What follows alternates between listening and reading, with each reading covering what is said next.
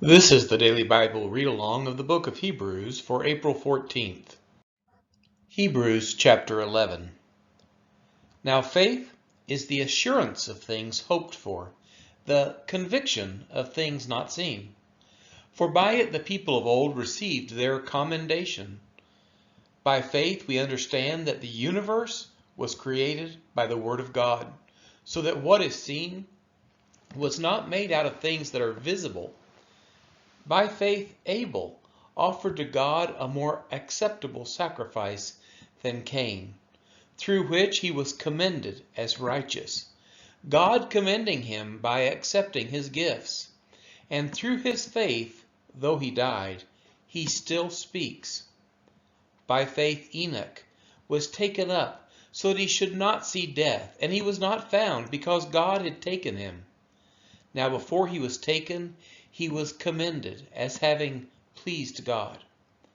And without faith it is impossible to please him. For whoever would draw near to God must believe that he exists, and that he rewards those who seek him. By faith Noah, being warned by God concerning events as yet unseen, in reverent fear constructed an ark for the saving of his household. By this he condemned the world, and became an heir of the righteousness that comes by faith. By faith Abraham obeyed when he was called to go out to a place that he was to receive as an inheritance. And he went out, not knowing where he was going. By faith he went to live in the land of promise, as in a foreign land, living in tents with Isaac and Jacob, heirs with him of the same promise. For he was looking forward to the city that has foundations, whose designer and builder is God. By faith Sarah herself received power to conceive, even when she was past the age, since she considered him faithful who had promised. Therefore, from one man, and him as good as dead, were born descendants, as many as the stars of heaven, and as many as the innumerable grains of sand by the seashore. These all died in faith, not having received the things promised, but having seen them and greeted them from afar, and having acknowledged that they were strangers and exiles on the earth.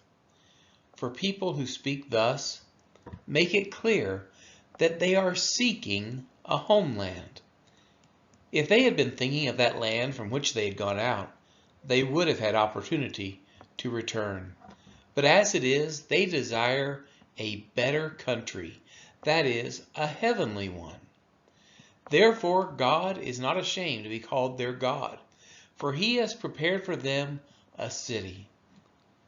By faith Abraham, when he was tested, offered up Isaac, and he who had received the promises was in the act of offering up his only son, of whom it was said, "Through Isaac shall your offspring be named." He considered that God was able even to raise him from the dead, from which, figuratively speaking, he did receive him back. By faith Isaac invoked future blessings on Jacob and Esau. By faith Jacob, when dying, blessed each of the sons of Joseph, bowing in worship over the head of his staff. By faith Joseph, at the end of his life, made mention of the exodus of the Israelites, and gave directions concerning his bones. By faith Moses, when he was born, was hidden for 3 months by his parents, because they saw that the child was beautiful, and they were not afraid of the king's edict. By faith Moses, when he was grown up, refused to be called the son of Pharaoh's daughter, choosing rather to be mistreated with the people of God than to enjoy the fleeting pleasures of sin. He considered the reproach of Christ greater wealth than the treasures of Egypt, for he was looking to the reward. By faith he left Egypt, not being afraid of the anger of the king, for he endured as seeing him who is invisible. By faith he kept the Passover and sprinkled the blood, so that the destroyer of the firstborn might not touch them. By faith the people crossed the Red Sea as on dry land, but the Egyptians, when they attempted to do the same, were drowned. By faith the walls of Jericho fell down, after they had been encircled for 7 days. By faith Rahab, the prostitute, did not perish with those who were disobedient, because she had given a friendly welcome to the spies. And what more shall I say?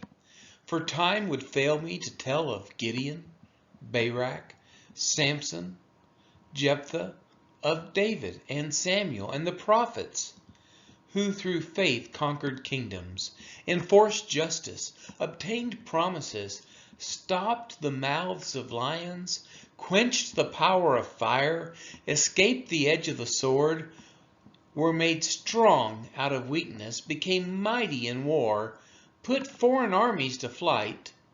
Women received back their dead by resurrection. Some were tortured, refusing to accept release, so that they might rise again to a better life. Others suffered mocking and flogging, and even chains and imprisonment. They were stoned. They were sawn in two. They were killed with the sword. They went about in skins of sheep and goats, destitute, afflicted, mistreated, of whom the world was not worthy, wandering about in deserts and mountains and in dens and caves of the earth.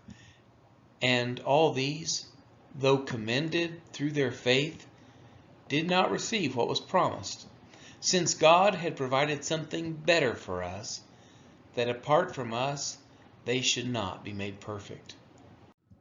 This has been the reading of Hebrews chapter 11.